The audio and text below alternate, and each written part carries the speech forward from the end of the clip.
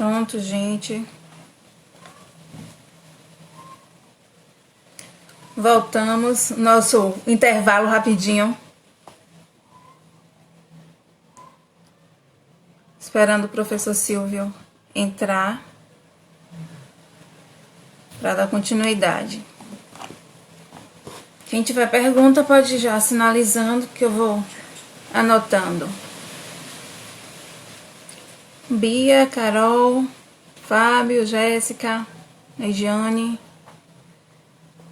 Esperar o nosso convidado entrar novamente.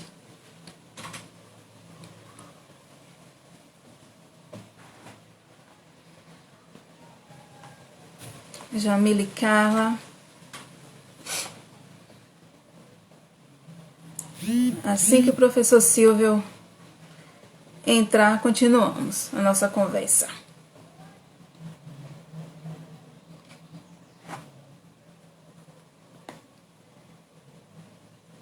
Aguardando o professor Silvio. Pronto.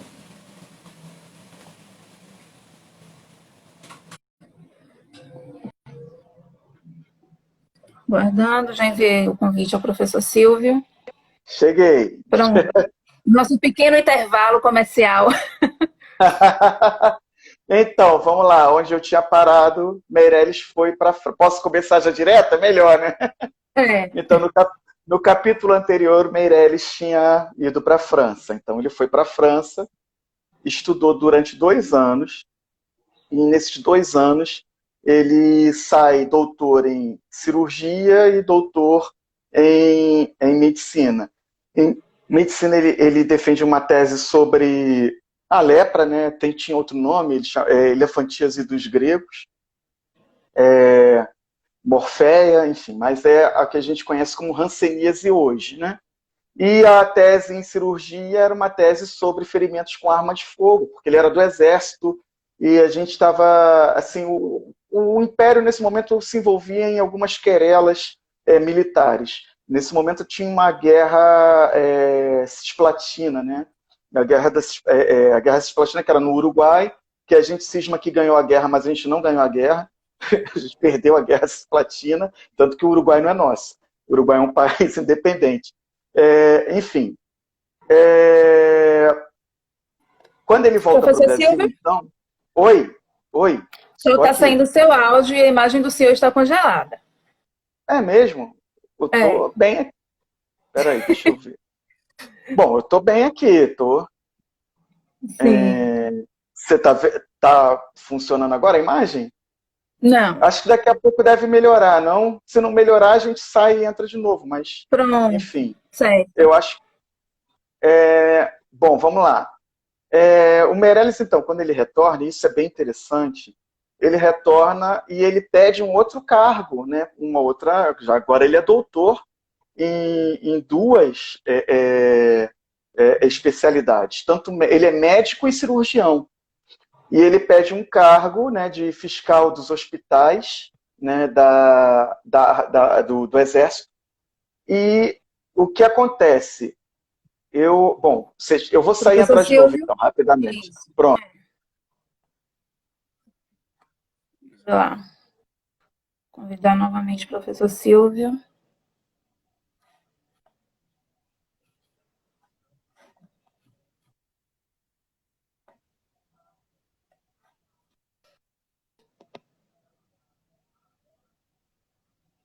Aguardando.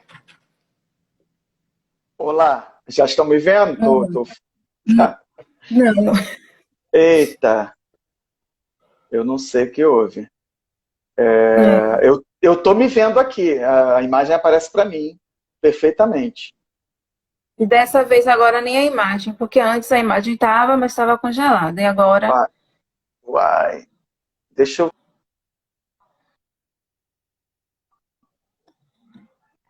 sim, tá.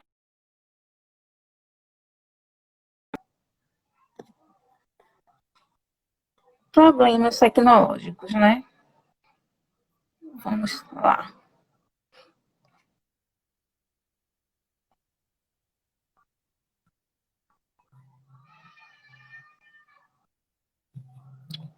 Professor Silvio, aqui novamente. Aguardando a conexão. Ok. Aí, ok. Tá. Então, tá picotada essa coisa fragmentada, mas espero que estejam acompanhando. O Meirelles, ele, quando volta para o Brasil, ele pede para o Exército outra promoção para fiscal de hospitais do Exército. E é negado novamente. Dessa vez ele sai do Exército. Né? O Meirelles, ele sai do Exército. E quando ele sai do Exército, ele fica como professor do Hospital da Santa Casa, né? E como professor do Hospital aliás, fica como médico da Santa Casa, né, de Misericórdia. E aí acontece uma coisa bem interessante, né? Um dia, no Hospital da Santa Casa, tá? O provedor da Santa Casa, que é o diretor, o administrador da Santa Casa, vem para ele e fala: olha, nós precisamos separar os doentes entre escravos e livres. E no que ele concordou, ele falou: tudo bem, sem problema. Aí vem um outro cirurgião e fala: bom, já que vai separar, separa entre pretos e brancos, porque são todos pretos mesmo, os escravos. Aí o Meirelles falou: não, isso é um absurdo, a Constituição nos dá cidadania, todo homem livre ele tem direitos, não importa a sua cor.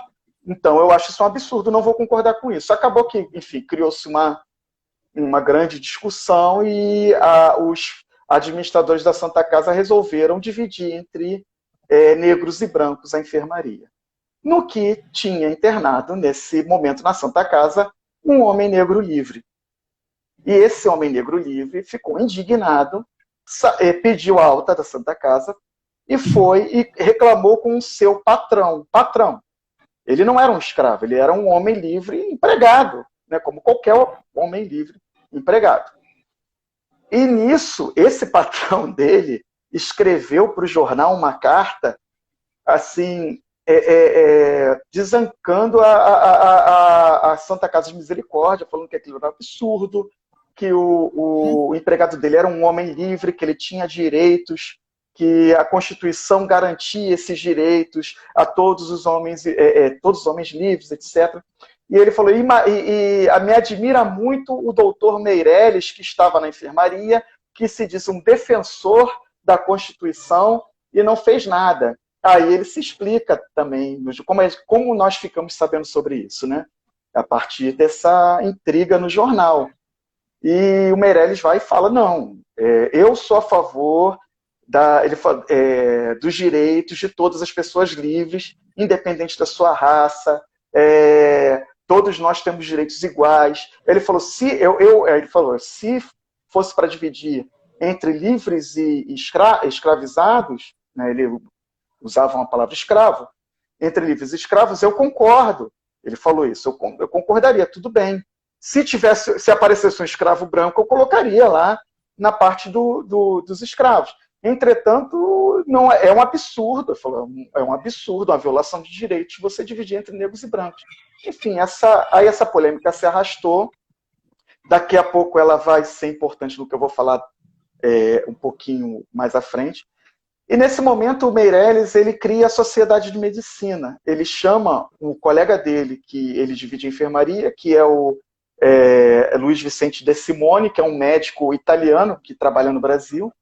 E da enfermaria da frente é um outro colega dele brasileiro, o Cruz Jobim, que é um outro médico importante do Império, né? José Martins da Cruz Jobim. E esses três chamam mais dois médicos, né, estrangeiros, o Maurício Fever e o Sigô, né, Xavier Sigô, e eles montam a Sociedade de Medicina do Rio de Janeiro. São esses que estão aqui atrás, né, nessa foto. Vocês, não sei se vai dar para ver bem, acho que tá bom, vou tentar aproximar. O Meirelles é esse aqui, também está meio não embranquecido, mas vê-se que ele é negro, mas não com tanta facilidade, mas vemos que ele é um homem negro. E é o único negro, né, nesse momento. Entretanto, os outros dois que são chamados para serem fundadores e eles assinam posteriormente, acho que é o Rosa e o Jacinto Reis, eles são, assim, se consideram e são vistos como mulatos, que para nós, hoje, né, nós consideramos que eles são homens negros, né? Ou no século XIX, quando nós falamos de negros, as pessoas não se chamavam como negros, se chamavam como o preto, o pardo, o mulato, homem de cor e cabra.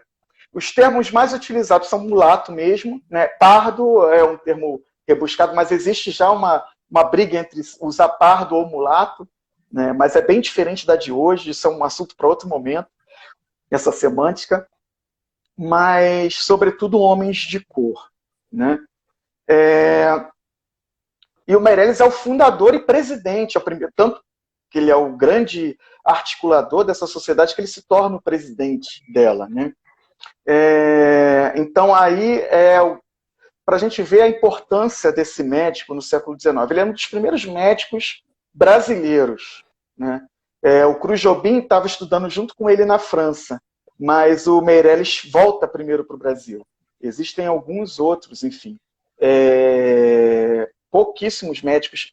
Quando eu digo brasileiros, é gente que nasceu aqui, na Luso-América ainda, né, depois da independência no Brasil, e estudou medicina e retornou, né? Então, sobre o Meirelles, da coisa da Sociedade de Medicina é um marco, mas eu quero falar, para a gente até encaminhar para o encerramento, assim, a segunda parte, que eu acho importantíssima, é sobre uma intriga a qual o Meirelles foi envolvido em 1831. Essa sociedade foi fundada em 1829, tá? Então, em 1831, começaram a circular boatos no Brasil, no Rio de Janeiro, de que teria sido formada uma sociedade secreta, né, uma sociedade gregoriana, que tinha como finalidade fazer no Brasil o que foi feito no Haiti, né? Ou seja, era uma sociedade de pessoas com o intuito de fomentar uma revolução de escravizados, para que esses matassem todos os brancos e promovessem o cruzamento de raças. Quando se diz cruzamento de raças, significa que iam matar todos os homens brancos e não as mulheres brancas, porque essas seriam também tidas como esposas, né? Não elas, aí é que está. Não é que elas seriam tidas como esposas das mulheres negras, não. É que existiam muito poucas mulheres no Império. O número de... assim, não existia um equilíbrio demográfico entre homens e mulheres. Então, para um país ser construído, era necessário, então, que essas mulheres fossem poupadas, né, para que construísse uma nação, tal qual foi no Haiti. Então, Meirelles foi acusado de ser o mentor, o criador dessa sociedade gregoriana, né? Essa sociedade haitiana também, como foi chamada.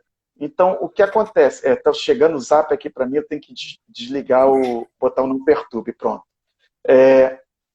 Então, o Meirelles ele precisou se defender, né, publicamente. Se descobriu que um outro médico, um outro cirurgião, né, era o propagador desse boato. O outro cirurgião, negro. A gente descobre a partir do embaixador da França, né, primeiro que fala que ele, quando dá a notícia para a França, fala: olha, está acontecendo um boato no Brasil estranho sobre uma revolta e tal, e que envolve 3 cirurgiões negros. 3.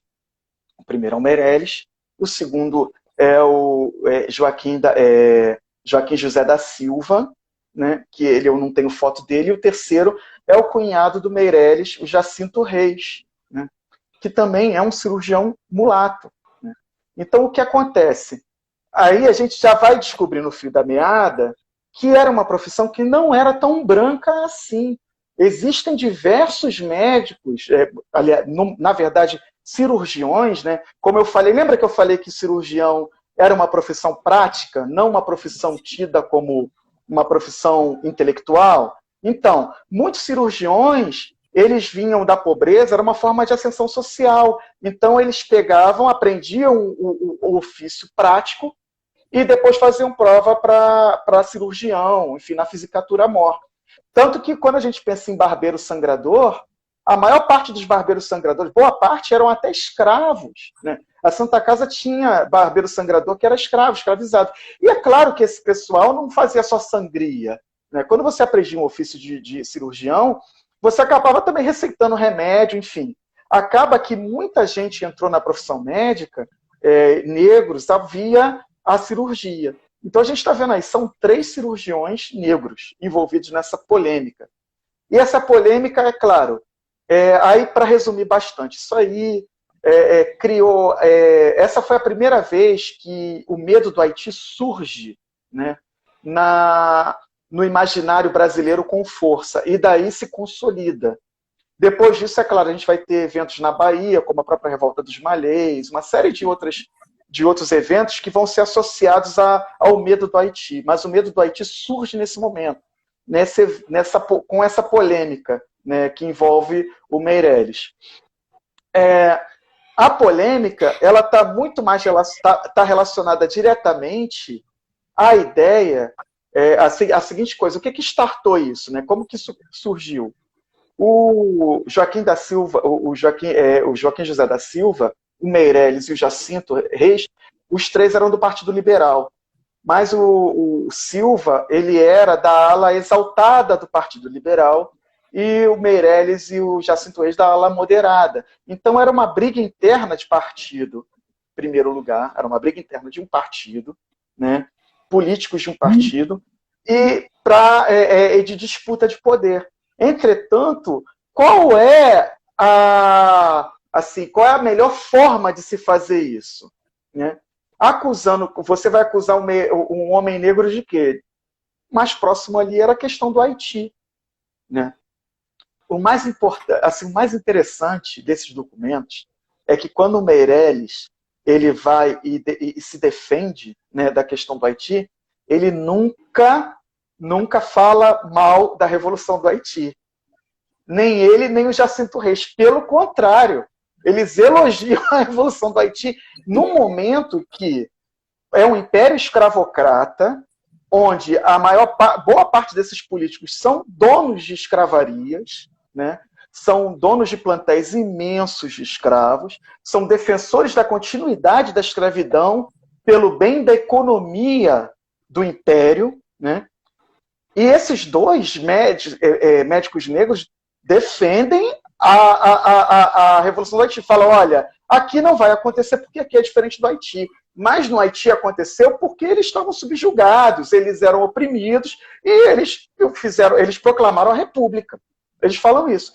Os haitianos proclamaram uma república. Eles lutaram por sua liberdade. Essa é a narrativa que o Meirelles coloca naquele momento sobre o Haiti, num Brasil escravocrata, num Brasil onde a elite era hegemonicamente branca. Entenderam? Então, essa é a questão o que é interessante na biografia do Meirelles, é entender que ele era um médico negro que tinha consciência de que era negro, um homem de cor. Ele se via como mulato. Ele se colocava como mulato porque ele falava, eu sou mestiço. Né? Mas isso, na semântica da época, é o entendimento de que ele entendia que ele era um homem de cor, que ele estava muito mais próximo dos escravizados do que dos brancos, no sentido da sua cor da pele. Entretanto, ele clamava para ele e para outros homens livres o mesmo lugar de cidadania que os outros brancos livres. Né? Bom, essa polêmica vai se arrastar por muito tempo, assim, vai macular a imagem do Meirelles. Entretanto, ele sempre teve o seu consultório médico cheio. Após isso, Bom, tem muita coisa sobre o Meirelles que eu acho que não vale a pena, senão a gente vai ficar aqui horas e horas. Mas ele foi preso injustamente por conta, acusado de participar da Revolução de 1842, a Revolução Liberal, sem ter participado, né? Ele foi deportado para Portugal, né? Depois, quando ele volta, retirou a acusação dele e ele recebe seus cargos de volta. O mais importante, o Meirelles, quando era presidente da Sociedade de Medicina, ele, enfim, por várias coisas, vou resumir bem, ele conseguiu fazer com que o regulamento... Tivemos um probleminha novamente. Ele conseguiu que a Sociedade de Medicina refizesse esse documento, né? Ele foi o grande articulador disso, apesar do Cruz Jobim ter escrito o documento. Oi? Tá me ouvindo? Pronto, voltou ao normal. Tá me ouvindo? Estou. Oi? Tá me ouvindo? Sim. Professor Silvio? Tá, então, para não cortar de novo, o Meirelles, ele cria, o Meirelles, ele consegue fazer com que a faculdade, com que o regimento da Escola de Medicina fosse refeito pela Sociedade de Medicina da Corte, né, a Sociedade do Rio de Janeiro, que ele era o presidente, e o que acontece? Esse regimento é que faz, essa reforma médica é que inaugura a Faculdade de Medicina do Rio de Janeiro e da Bahia. Ou seja, as escolas de cirurgia se transformam em faculdades de medicina. Professor.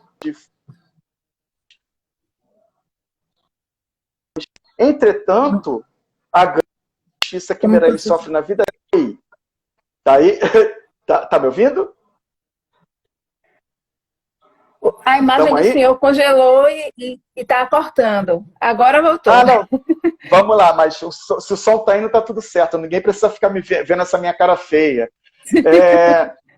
O que acontece, então? O Meirelles, a grande mágoa da vida dele é que ele consegue fazer com que se surja a Faculdade de Medicina no Brasil, né, na Bahia e no Rio de Janeiro, e ele nunca foi professor de nenhuma das duas. Ele não foi nomeado professor da Faculdade de Medicina. É o absurdo dos absurdos, né? Um dos grandes fomentadores da institucionalização da medicina no Brasil, e ele não teve lugar na Faculdade de Medicina. Ele consegue ganhar.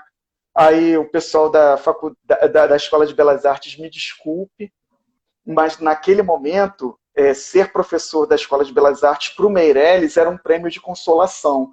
Então ele foi nomeado professor da Escola de Belas Artes, mas nunca da Faculdade de Medicina. O que teve como consequência dele nunca ter sido conselheiro do imperador. Nas cartas que ele escreve no fim da vida para o Marquês de Olinda, ele fala sobre isso, da mágoa dele não ter sido escolhido professor da Faculdade de Medicina e como isso influiu em ele não ser conselheiro do Império, apesar de todos chamarem ele de conselheiro Meirelles, desde o porteiro até o ministro do Império chamarem ele de conselheiro Meirelles. Claro, a vida dele é muito extensa, como eu disse, ele foi deputado em duas legislaturas e depois, aí eu já estou encaminhando para o final. O Meirelles, em 1849, é nomeado cirurgião-mor da Marinha. Então ele vira chefe do Serviço de Saúde da Marinha, onde ele fica por 20 anos, até a morte dele, já em 1868, enfim, por decorrência de uma doença que ele pegou na Guerra do Paraguai. E ele reforma o Serviço de Saúde da Marinha, onde ele condena os castigos físicos, ele coloca a necessidade de exercícios físicos para os marujos, né, para os recém-chegados. Lembrando que a Marinha era hegemonicamente negra, tá, nessa época, era hegemonicamente negra. E a melhoria da alimentação, uma série de questões que hoje, aí isso é interessante.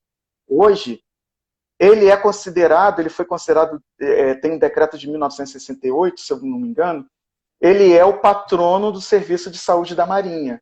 A Marinha comemora no aniversário dele, dia 5 de novembro, o, o Dia da Saúde Naval, que é o dia do aniversário do Meirelles. Entretanto, apesar dele ser o patrono do Serviço de Saúde da Marinha, é pouco dito que ele é um homem negro. É claro, eu já vi discursos, sim, da Marinha dizendo que ele era um homem negro, etc.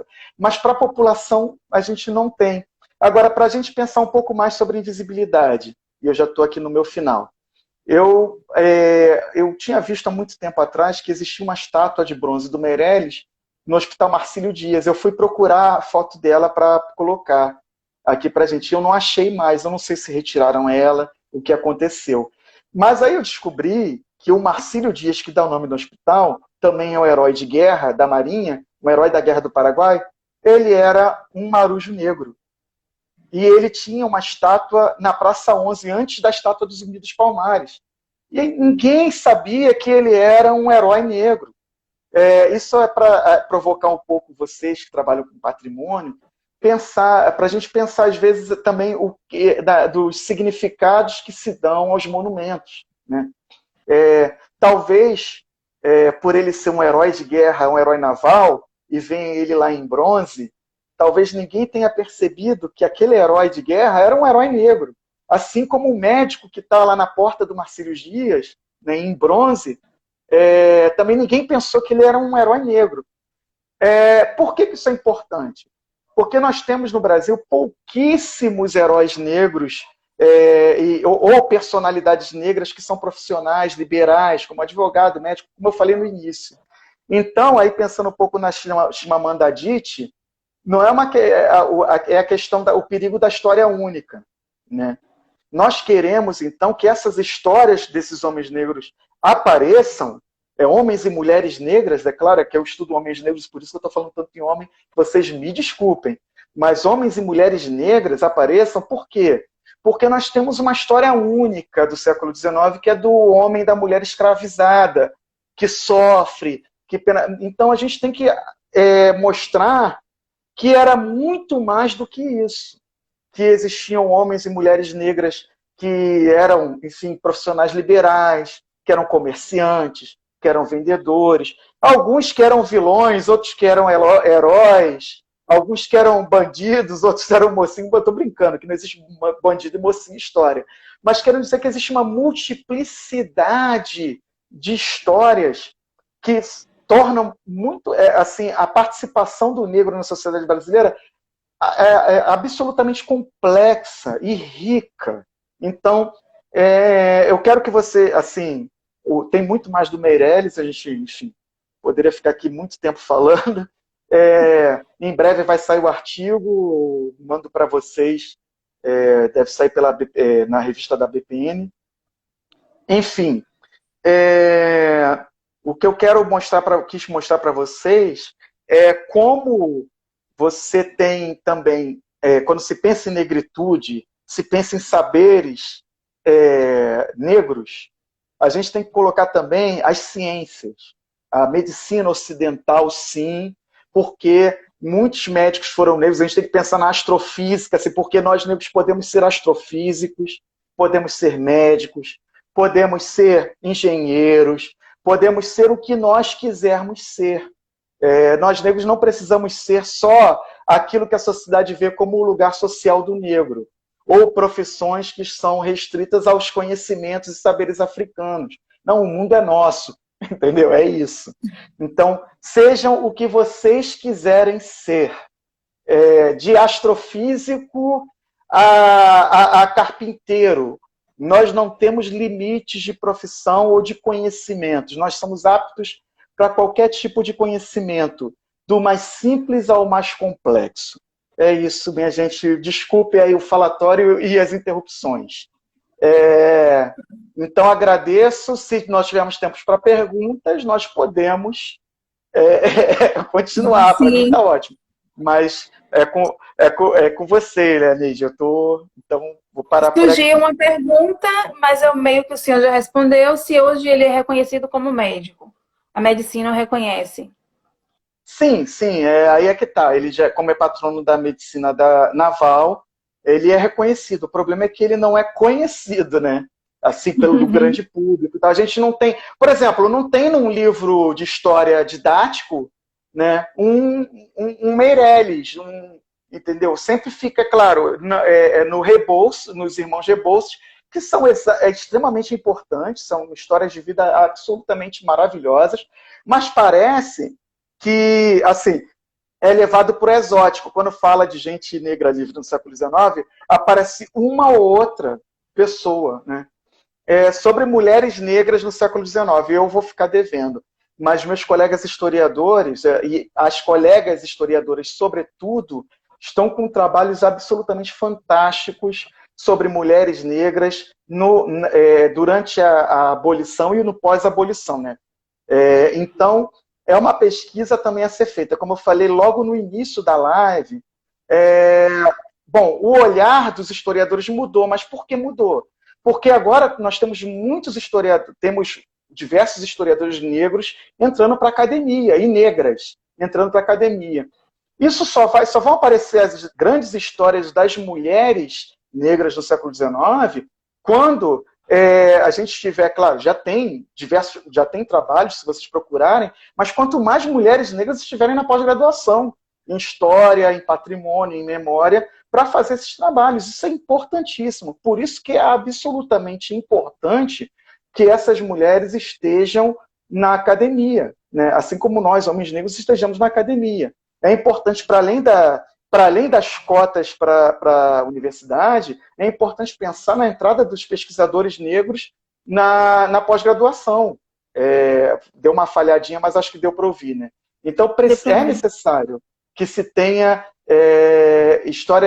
pessoas negras na pós-graduação para que a gente tenha uma multiplicidade de pontos de vista, né? Essa que é a questão. A gente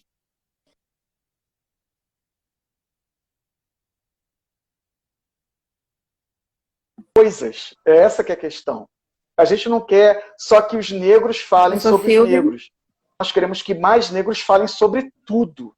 É isso que nós queremos. Que mais negros falando sobre tudo. Inclusive sobre nós mesmos. Eita! Infelizmente, demos uma falhadinha. Travou? Já está ok aí? Falhou. Eita, agora acho que foi embora. Foi embora, Oi. não. Voltou? Estamos aqui ainda. Oi. Voltou.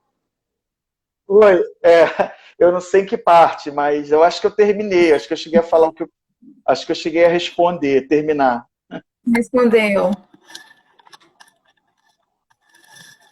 Mais perguntas? Então é isso. Acho que não temos mais perguntas. Professor Silvio, muito obrigada pela aula. Quero agradecer em nome do PPGAP. Foi uma honra ter o senhor conosco. De novo. Mas eu que agradeço.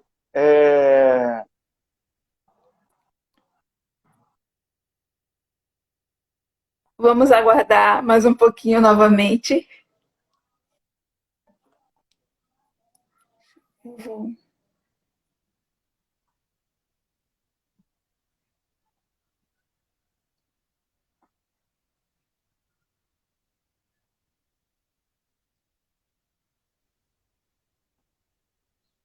Oi, Helena, desculpa, caiu de novo.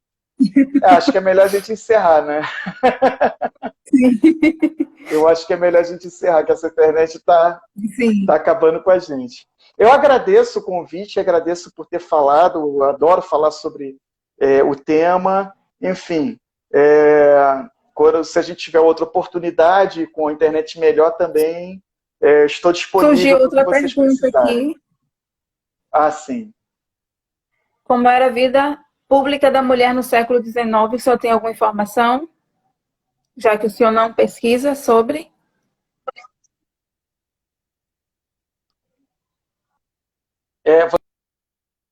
Você pode repetir?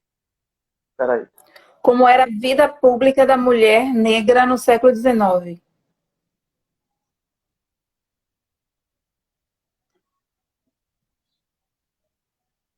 Vai ficar gravado, sim.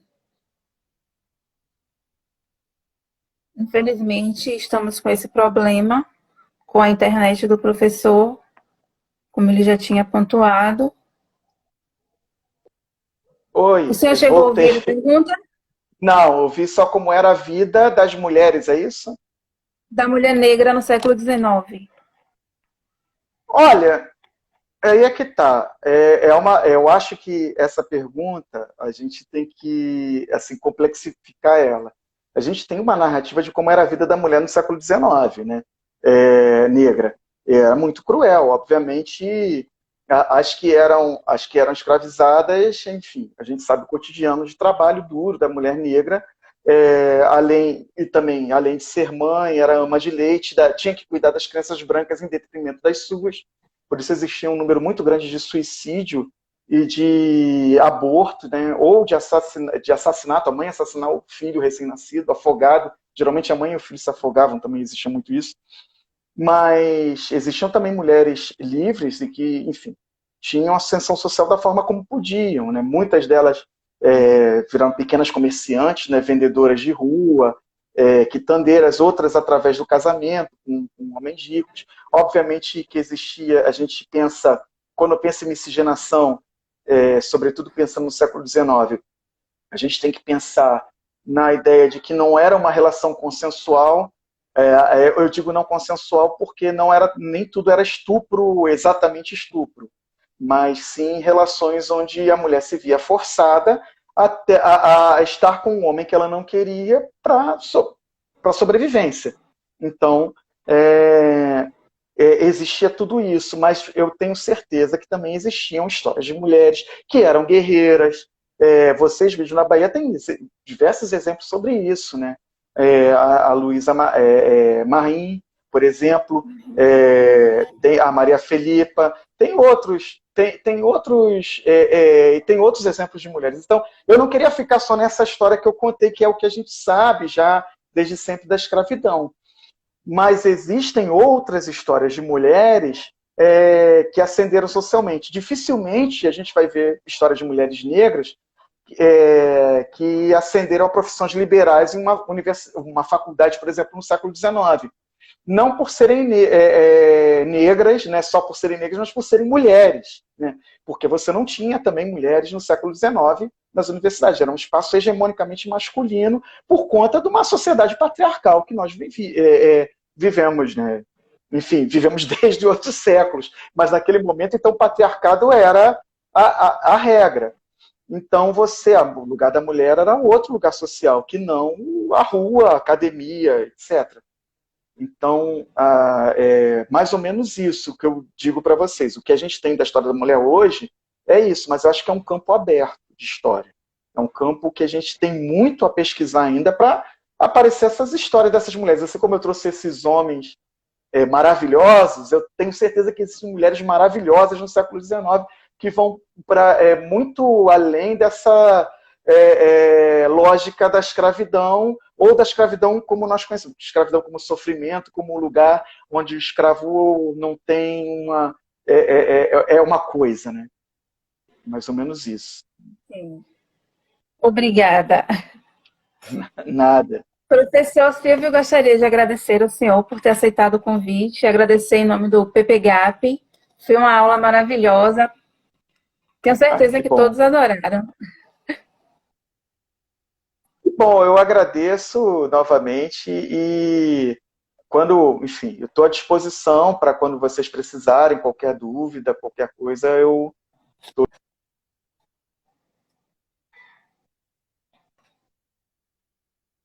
Ok.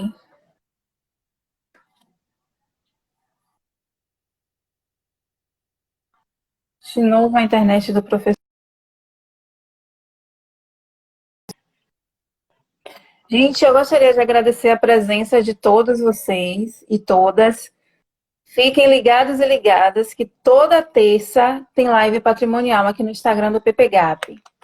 Beijos e até a próxima.